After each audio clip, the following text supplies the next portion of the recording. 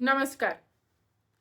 माझा आजचा हा व्हिडिओ कोणत्याही पक्षाच्या समर्थनासाठी किंवा कोणत्याही पक्षाच्या विरोधासाठी नाही. मी फक्त आणि फक्त त्या विद्यार्थ्यांच्या बाजूने उभी आहे, ज्यांच्या हातात पुस्तकं असायला हवी होती, पण आज त्याच विद्यार्थ्यांसमोर लाठ्या उभ्या राहिल्या.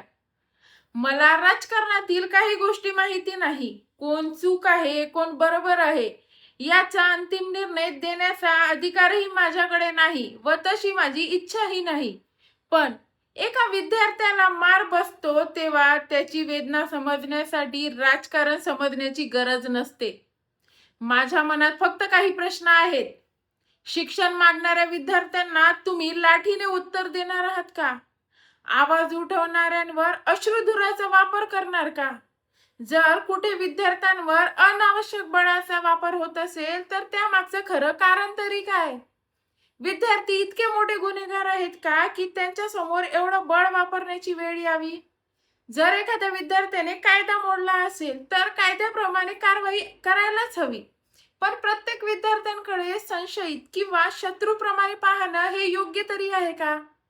लहानपणापासून आम्हाला शिकवलं गेलं की न्याय व्यवस्था न्याय देईल, प्रशासन जनतेच्या सेवेसाठी असेल आणि पोलीस हे आपल्या सुरक्षतेसाठी असतील.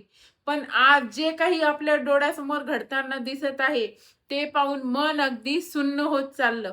आणि मग स्वतःलाच एक प्रश्न पडतो, आपण ज्या लोकशाहीचा अभिमान बाळगतो त्या लोकशाही संवादाची जागा संपत चालली आहे का? माझी कोणाशीही वैयक्तिक शत्रुता नाही, पण विद्यार्थ्यांवर होणाऱ्या कोणत्याही अन्यायाविषयी प्रश्न विचारणं हे प्रत्येक नागरिकांचं कर्तव्य आहे. स्वातंत्र्य दिन साजरा करताना फक्त आपण स्वातंत्र्य आहोत एवढंच म्हणू नका. आपल्या संविधानाने दिलेल्या स्वातंत्र्याचा, प्रश्न विचारण्याच्या अधिकाराचा आणि अभिव्यक्ती स्वातंत्र्याचाही विचार करा. मला असं वाटतं की सामान्य नागरिकांचा आवाज अधिक प्रभावीपणे ऐकला गेला पाहिजे. मला अपेक्षा आहे की प्रत्येक संस्थेने, प्रत्येक सत्तेने आणि प्रत्येक अधिकाऱ्याने विद्यार्थ्यांच्या आवाजाला देशाच्या भविष्याचा आवाज म्हणून ऐकावा. मी कोणत्याही पक्षाच्या बाजूने नाही. मी फक्त विद्यार्थ्यांच्या बाजूने आहे.